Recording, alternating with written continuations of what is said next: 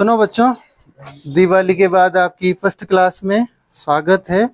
और अपन ने last class में अध्याय नंबर 10 के लिए जो प्रमेय 10.2 है वो कर ली थी, और एक्सरसाइज जो 10.1 है उसके सारे सवाल कंप्लीट हो गए थे। तो आज अपन एक्सरसाइज 10.2 के लिए जो उदाहरण नंबर फर्स्ट आ रहा है उसको करेंगे ना। देखो, इस अध्याय का उदाहरण नंबर पहला ही अब आ रहा है। एक्सरसाइज वाली 10.1 कंप्लीट हो गई हो, पर उदाहरण नंबर फर्स्ट है जो अब आ रहा है। क्या कह रहा है, देखो, सिद्ध कीजिए कि दो सकेंद्रीय वृत्तों, सकेंद्रीय वृत्त का मतलब वृत्त हैं कितने, दो है, और सकेंद्रीय मतलब उन दोनों वृत्तों का जो केंद्र है वो केंद्र क्या है, एक ही है। दो सकेंद्रीय वृत्तों में बड़े वृत्त की जीवा, अब दोनों वृत्त है ना, अब उनमें एक वृत्त तो क्या है, छोटा है, और एक वृत्त क्या है, बड़ा। तो क्या कह रहा है, सकेंद्रीय वृत्तों में बड़े वृत्त की जीवा। अब देखो मैं बना रहा हूं, देखो ये मैंने केंद्र मान लिया इसका, और ये वाला जो वृत्त है ये क्या हो गया, छोटा वाला, ठीक है ना।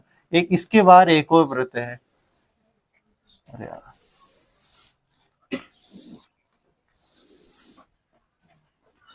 ठीक है ना, इस प्रकार एक और वृत्त है।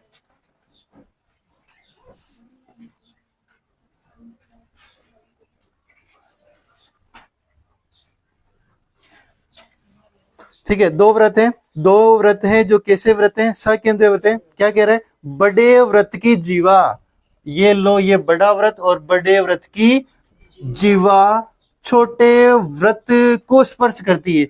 ये देखो, ये बड़ा व्रत। अब जीवा क्या होती है, याद है तुम्हें, परिधि के किन्हीं दो बिंदुओं को मिलाने वाला रेखाखंड क्या होती है, वृत्त की क्या होती है, जीवा। तो ये इसकी मैं यहाँ जीवा इस प्रकार खींच सकता हूं कि जो अंदर वाले व्रत को क्या करे, स्पर्श करे। देखो मैं यहाँ एक ये लो, मैंने क्या कर दी, एक जीवा खींच दी। तो ये जो मैंने रेखाखंड खींचा है ये बाहर वाले व्रत के लिए तो क्या हो गया, जीवा हो गई।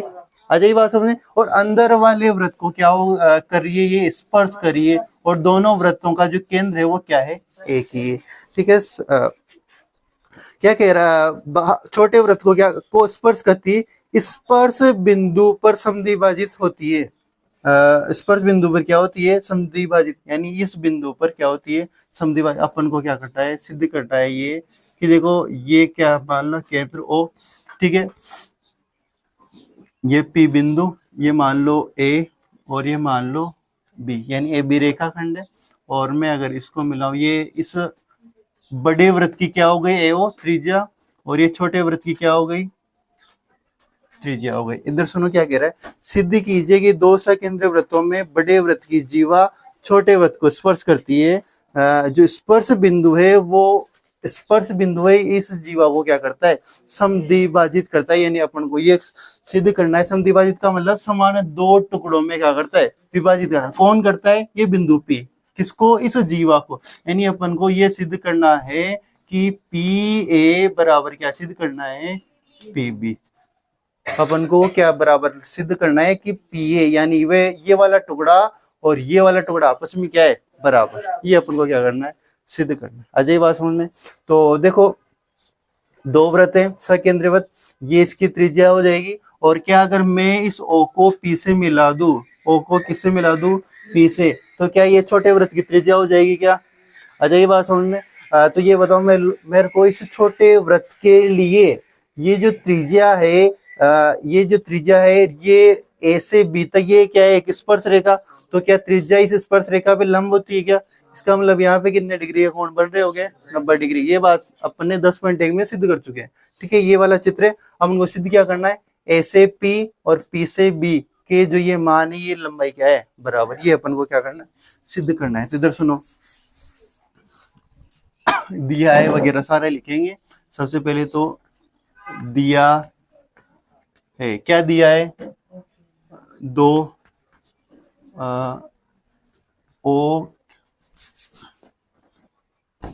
ओ केंद्र वाले दो सकेंद्रीय वृत्त हैं जिनमें ए बी ए बी बड़े वृत्त की क्या है, जीवा है। ए बी इस बड़े वृत्त के लिए क्या है, जीवा, जो जो छोटे छोटे वृत्त की क्या है, स्पर्श रेखा, छोटे वृत्त की स्पर्श रेखा है। अजय बात समझ में, सारी बातें लिख दी कि ओ केंद्र वाले दो सकेंद्र वृत्त हैं जिनमें बड़े वृत्त की जीवा, इस बड़े वृत्त की जीवा ए बी बड़े वृत्त की जीवा है। ए बी क्या है, बड़े वृत्त की जीवा, जो छोटे वृत्त के लिए, अब छोटे वृत्त के लिए वो जीवा क्या हो गई, स्पर्श रेखा है। अपन को सिद्ध करना है, सिद्ध क्या करना है आपको कि ए पी बराबर क्या सिद्ध करना है आपको, बी पी, ये सिद्ध करना है। यानी ये वाला टुकड़ा और ये वाला टुकड़ा आपस में क्या करना है, बराबर सिद्ध करना है। रचना की क्या हमने इसमें कोई नहीं की आवश्यकता भी नहीं है, तो सीधा क्या लिखेंगे, उपपत्ति। क्या लिखेंगे, सीधा उपपत्ति। अब हल करना है, किसे हल करोगे, सीधा सीधा इधर सुनो, मैंने कहा अपन 10.1 में सिद्ध कर चुके हैं, किसी वृत्त की त्रिज्या स्पर्श रेखा पर क्या होती है, लंब। चूंकि वृत्त की त्रिज्या स्पर्श रेखा पर क्या होती है, लंब होती, सिद्ध कर चुके हैं नहीं है 10.1 में। इसलिए अपन क्या लिख सकते हैं कि ओ पी यानी ये वाला टुकड़ा लंब है किस पे, ए बी पर, या फिर इस बात को मैं क्या लिख सकता हूं कि कोण ओ पी बी लिख सकते हो, ए लिख सकते हो, ए भी लिख सकते हो। क्यों, ओ पी बी की तरफ जाओ या ओ पी ए की तरफ जाओ, दोनों कितने डिग्री है, 90 डिग्री। अच्छा ये बात समझ में।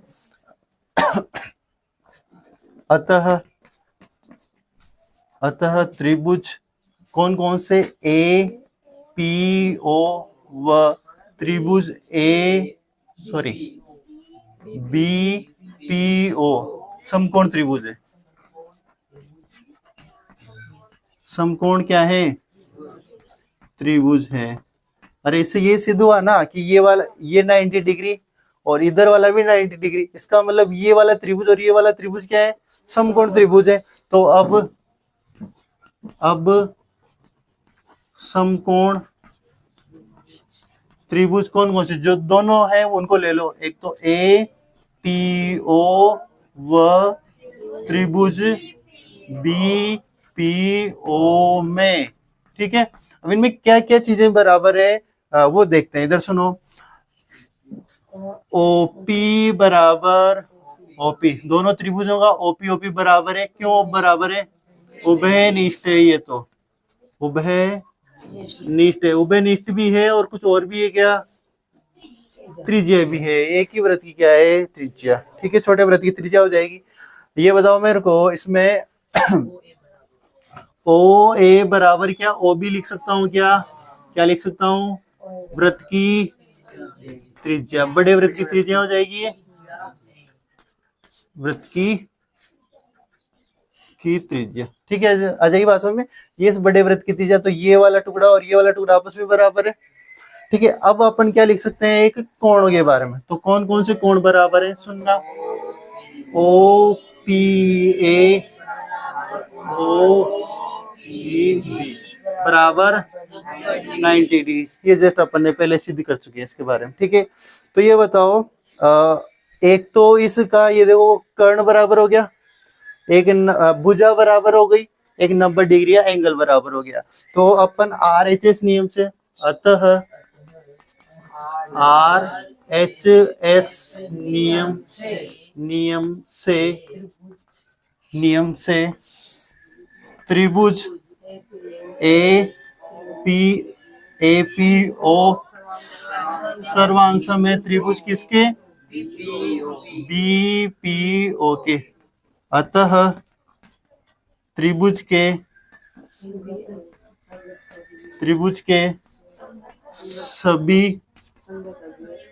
संगत अवयव, संगत अवयव क्या होंगे?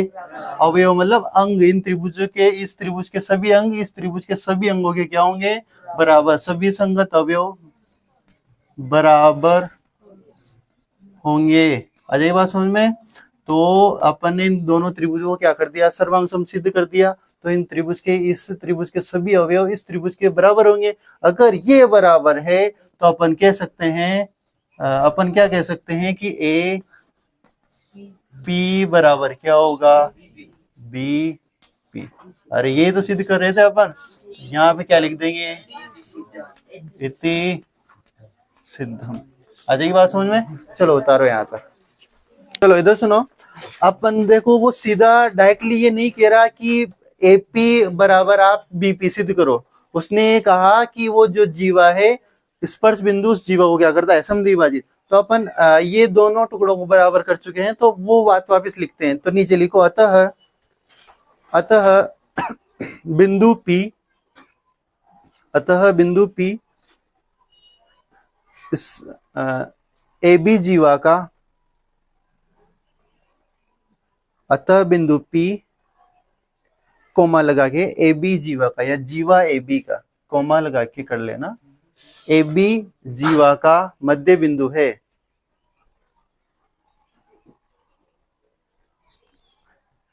का क्या है? मध्य बिंदु है। अर्थात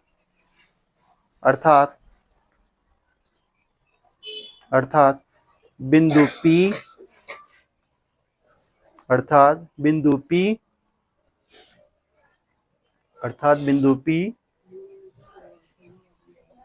जीवा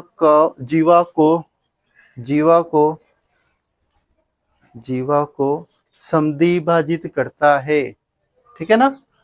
देखो, उसने सीधा ये नहीं कहा था कि आप एपी बराबर बीपी सिद्ध करो। उसने कहा कि समद्विभाजित करता है। तो अपन ने इन दो टुकड़ों को बराबर किया, तो अपन अब ये कह सकते हैं कि बिंदु पी इस एबी जीवा को क्या करता है? समद्विभाजित करता है। अब इधर सुनो, मेरे को एक और चीज बतानी है। ये जो क्वेश्चन है ना, मेरे को ये बताओ, अगर मैं ये देखो, ये एक त्रिभुज, ये एक वृत्त है, ठीक है। इस वृत्त में अगर मैं इस अंदर वाले गोले को हटा दूं, देखो ऐसा क्वेश्चन अभी उदाहरण नंबर 3 करेंगे अपन। उदाहरण नंबर 3 करेंगे, वहां पे ऐसा कोई क्वेश्चन आएगा जहां पे देखो कोई एक जीवा होगी, उस जीवा को इस त्रिज्या ओ बिंदु से इस प्रकार मिलाया जाएगा। तो फिर यहाँ पे कोई बिंदु आएगा, वो जो बिंदु आएगा, फिर मैं उस समय ये कह दूंगा कि ये जो बिंदु आएगा, रचना में करेंगे उदाहरण नंबर 3, या क्वेश्चन में आ सकता है ऐसा कि एक वृत्त होगा, वृत्त में एक जीवा होगी, जीवा को केंद्र से देखो एक रेखाखंड आ रहा होगा, इस प्रकार काट रहा होगा। तो फिर मैं वहां पे सीधा ये कह दूंगा कि जो ये यहाँ वाला बिंदु होगा ना, ये वाला बिंदु इस जीवा को क्या कर रहा होगा? समद्विभाजित कर रहा होगा। क्या कर रहा होगा? समद्विभाजित। इसको मैं वहां नहीं कहूंगा कि वहां पे अपन सिद्ध करने बैठेंगे। अपन ये बात उदाहरण नंबर 1 में सिद्ध कर चुके हैं कि अगर कोई जीवा है, ठीक है ना, किसी वृत्त की जीवा है, उस जीवा पर अगर केंद्र ओ से अगर कोई रेखाखंड डाल ले, तो फिर वो जहां स्पर्श करेगी वो बिंदु, वो बिंदु इस जीवा को क्या करता है? 2 बराबर भागों में बांट। ऐसा क्वेश्चन नंबर उदाहरण नंबर 3 में आएगा, अपने आवश्यकता पड़ेगी। तो अगर देखो अभी मैं इस वृत्त को मिटा दूं, छोटे वाले वृत्त को, तो फिर देखो एक वृत्त बन रहा है, सॉरी त्रिभुज बन रहा है। त्रिभुज में ये वाला टुकड़ा और ये वाला टुकड़ा आपस में क्या है? बराबर। ये अपन सिद्ध कर चुके हैं, उदाहरण नंबर 3 में काम आएगा। एक मिनट इसको दोबारा समझा दो, बच्चे कह रहे थे। ओ केंद्र वाला दो सकेंद्रीय वृत्त है, जिसमें ए बी क्या है? बड़े वृत्त की जीवा, जो छोटे वृत्त के लिए क्या है? स्पर्श रेखा हो जाएगी। उसने कहा कि जो स्पर्श रेखा है, स्पर्श बिंदु उस जीवा को क्या करता है? समद्विभाजित करता है। ये ऐसा बोल रहा है। इसका मतलब ए बी जो टुकड़ा है, ये वाला टुकड़ा इस टुकड़े की क्या है? बराबर। ऐसा वो कह रहा है। तो उपपत्ति में वृत्त की त्रिज्या स्पर्श रेखा पर क्या होती है? 10.1 में सिद्ध किया। ये वाली त्रिज्या इस स्पर्श रेखा पर क्या होगी? लंब। यहाँ पे भी 90 डिग्री और यहाँ पे भी 90 डिग्री। सीधा सीधा ये 90 डिग्री सिद्ध करने का मतलब क्या है कि देखो ओपी लंब क्या हो गया? ए बी, यानी ये वाला भुजा इस भुजा पे क्या है? लंब। या फिर ये बोल सकते हैं कि ये दोनों कोण आपस में क्या है? 90 डिग्री। इससे ये चीज हुआ कि दोनों जो त्रिभुज बन रहे हैं, दोनों त्रिभुज कैसे हैं? समकोण त्रिभुज। अब दोनों समकोण त्रिभुजों को क्या कर दिया अपन ने? सर्वांग सम कर दिया RHS नियम से। ए ओ पी ये उभयनिष्ठ हो गई, ए ओ ओ बी क्या हो गई, बड़े वृत्त की क्या हो गई, त्रिज्याएं हो गई। तो दो, एक तो भुजा, एक तो वो कर्ण बराबर हो गया, और एक ये 90 डिग्री का बराबर हो गया। तो आरएचएस नियम से क्या, दोनों त्रिभुज आपस में क्या हो गए, सर्वांग। जैसे ये दोनों त्रिभुज सर्वांग हुए, आपको याद हो ये सारी चीज अपन ने 10.2 में भी किया था, वहां पे दो त्रिभुज बराबर किए थे। जैसे ये दोनों त्रिभुज सर्वांग हुए तो फिर इनके संगत अवयव क्या होंगे, बराबर। अब संगत अवयव बराबर होंगे, इसका मतलब ये वाला टुकड़ा इस वाले टुकड़े की क्या होगा, बराबर। ये बराबर सिद्ध कर दिया। और ये बराबर होते ही अपन ये कह सकते हैं कि ए बी का मध्य बिंदु क्या है, पी। या फिर यूं कह दो कि जो ए बी जीवा है उसको पी बिंदु क्या करता है, समद्विभाजित करता है। बात को कैसे बोल सकते हैं। तो उदाहरण नंबर 2 में चलते हैं। उदाहरण नंबर 2 को पढ़ो, देखिए क्या कह रहा है। देखो इन सवालों को आपको घर पे जाके भी करना होगा, तभी जाके आप एग्जाम इनको आसानी से कर पाओगे। यहाँ देखोगे जिससे कुछ नहीं होगा, एक बार घर पे जाके अच्छे से सोल्व करना। इधर सुनो, उदाहरण नंबर 2 क्या कह रहा है, केंद्र ओ वाले वृत्त पर बाह्य बिंदु टी से दो स्पर्श रेखाएं। इधर सुनो, जैसा कह रहा है वैसा करते जाओ।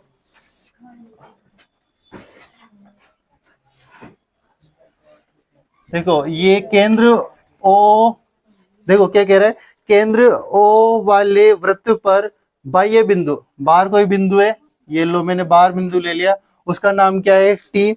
बाह्य बिंदु टी से दो स्पर्श रेखाएं।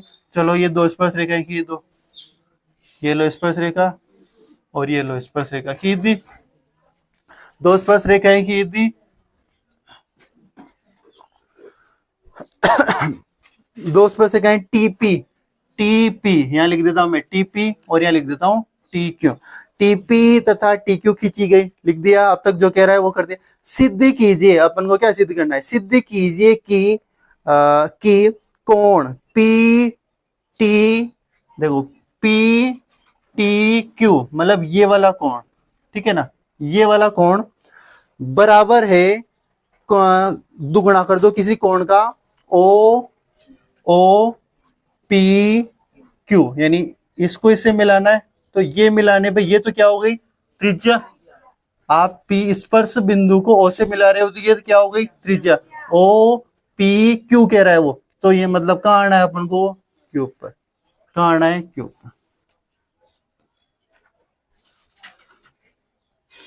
आ जाइए बात समझ में। देखो क्या कह रहा है, शुरुआत से चलते हैं। वो कह रहा है कि ओ केंद्र वाले वृत्त पर बाह्य बिंदु टी से दो स्पर्श रेखाएं टीपी व टीक्यू है खींची गई। सिद्ध कीजिए कि, सिद्ध क्या करना है अपन को, कि कोण पीटीओ, पी टी क्यू बराबर है किसके, कोण दुगुना कर दो किसी कोण का, ओ पी क्यू, यानी इस कोण का क्या है, ये दुगुना।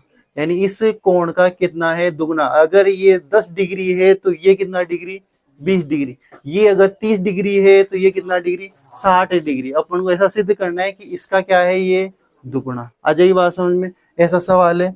तो देखो कैसे करेंगे इसको। उदाहरण नंबर कौन सा आ जाएगा, ये 2, ठीक है।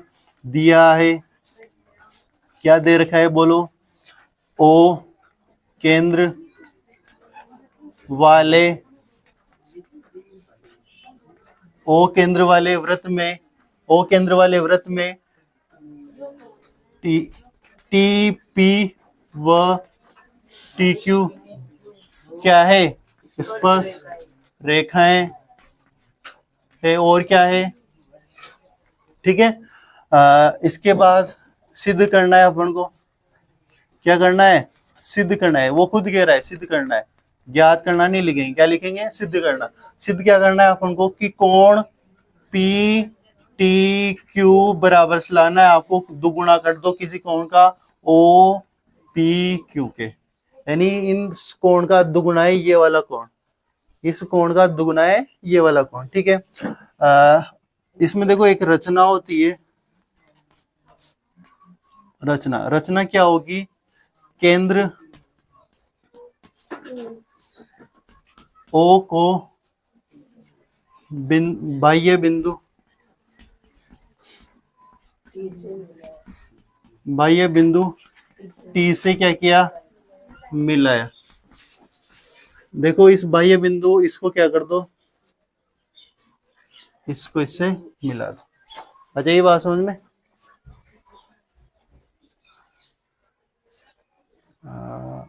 हो जाएगा नहीं काम। ठीक है, उपपत्ति अगर सिद्ध करना है तो क्या लिखेंगे, उपपत्ति। अब देखो ये वाला कोण इसके बराबर लाना है अपन को, क्या करेंगे बोलो, क्या कर सकते हैं? क्या क्या चीज लिख सकते हैं अपन? पहले तो सबसे पहली चीज तो क्या लिखे?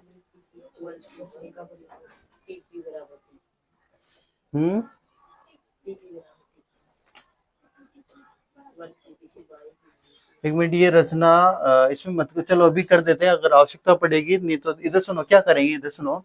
अपन ने एक चीज सिद्ध कर चुके हैं कि अपन पहले 10.2 में कि बाह्य बिंदु से अगर वृत्त परस्पर रेखाएं खींचे तो टी क्यू और टीपी बराबर होती है, ऐसा सिद्ध कर चुके हैं ना। तो पहली बात वही लिखेंगे, चूंकि वृत्त के बाह्य बिंदु से खींची गई स्पर्श रेखाओं की लंबाई बराबर होती है। अब ये बताओ, ये बराबर होती जिससे हुआ क्या, इधर सुनो, इस बराबर होती, इसका मतलब क्या हुआ कि टी पी बराबर है किसके, टी क्यू के। ठीक है, ये वाली भुजा इस वाली भुजा की क्या है, बराबर। इससे अब इससे हुआ क्या, इससे ये हुआ, आपने समद्विबाहु त्रिभुज जानते होंगे, अगर दो बराबर भुजाएं तो उनके सम्मुख कोण क्या होता है, बराबर। इसका मतलब ये वाली भुजा और ये वाली भुजा बराबर है, इसका मतलब इस भुजा के सामने का ये वाला कोण और इस भुजा के सामने वाला ये कोण आपस में क्या है, बराबर। तो अपन क्या लिख सकते हैं, अतः कोण, कौन से कोण, एक मिनट, ये रचना मेरे को लग रहा है इसमें काम आएगी, इसको हटाओ एक मिनट, अभी यहां से मिटा दूंगा ना, आवश्यकता पड़ेगी तो कर दें। तो देखो कौन से, मैंने क्या लिखा, वृत्त के बाह्य बिंदु से खींची गई स्पर्श रेखाओं की लंबाई क्या होती है, बराबर। इसका मतलब टीपी और टीक्यू आपस में क्या है, बराबर है। अगर ये बराबर है तो कौन से कोण बराबर हो जाएंगे, मेरे को बताओ।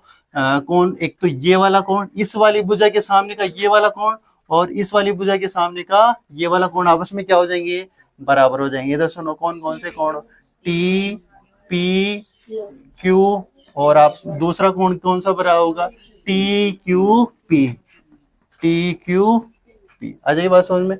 समीकरण नंबर 1, कारण क्या लिख सकते हो, बराबर भुजाओं के सम्मुख कोण। आ जाइए बात समझ में, यहां तक किसी की दिक्कत है क्या, नहीं। अब इधर सुनो, आपको एक त्रिभुज दिख रहा है क्या इसमें, अब त्रिभुज कौन सा, T Q P, T Q P में, ठीक है ना। मैं टी पी क्यू की बात कर रहा हूं, टी पी क्यू, ये वाला जो त्रिभुज है, इसमें मेरे को ये बताओ, सुनना, कौन से कोण, पी टी क्यू, इसको मैं प्लस कर रहा हूं, कौन सा कोण लिया मैंने, पी टी क्यू, यानी ये वाला कोण ले लिया। अब मैं फिर एक और कोण ले रहा हूं, कौन सा, टी पी क्यू, कौन सा कोण लिया, दिख गया कि तुम्हें, कौन सा लिया, टी पी क्यू, यानी ये वाला कोण लिया। फिर मैं एक और कोण ले रहा हूं, कौन सा, टी क्यू पी, बराबर कितना लिख सकता हूं, 180 डिग्री। त्रिभुज के तीनों कोणों का योग कितना होता है, 180, यानी इस वाले कोण, इस वाले कोण और इस वाले कोण का योग कितना हो गया, 180। आ जाइए बात समझ में। तो मैंने तीनों कोणों का योग लिया, वो कितना, त्रिभुज टी क्यू पी में तीनों कोणों का योग कितना किया, 180। और यहाँ पे लिख सकते हैं, त्रिभुज के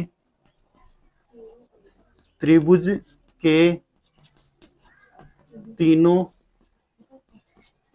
कोणों का योग 180 डिग्री होता है। ये अपने रीजन दिया और दोनों तीनों कोणों का योग कितना हो गया 180। अब आप ये बताओ मेरे को, यहाँ जो दो कोण लिखे हुए टी पी क्यू और टी क्यू पी, दोनों कोण यहाँ पे है गए।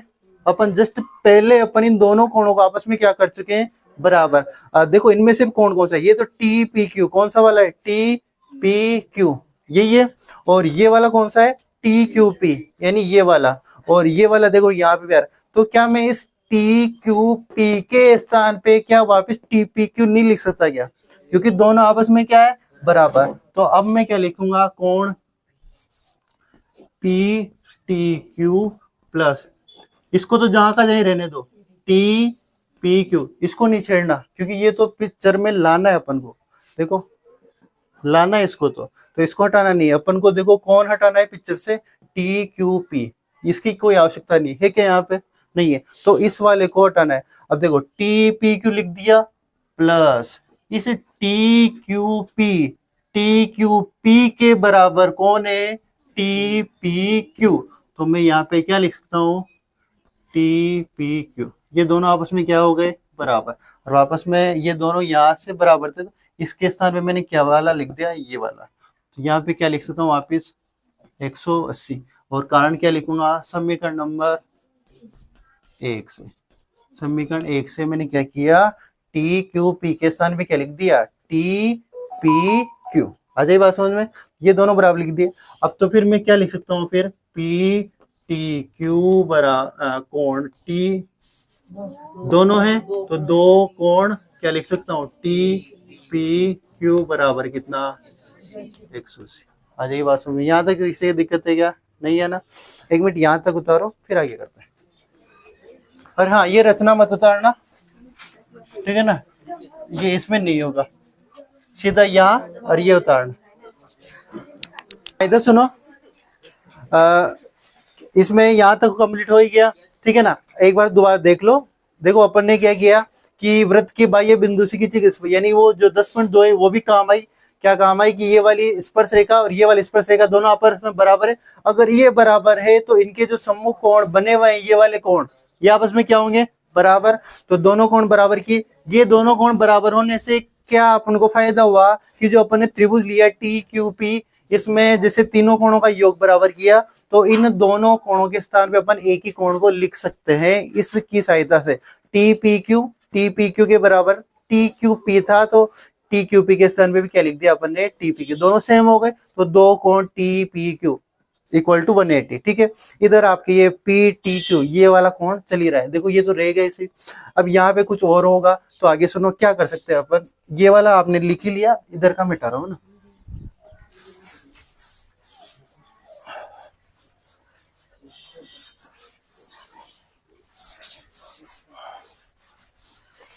ये तो सुनो, इसमें क्या लिख सकते हैं अपन, ये बताओ, ये जो ओपी है, सुनो यहाँ पे क्या लिखा, चूंकि वृत्त की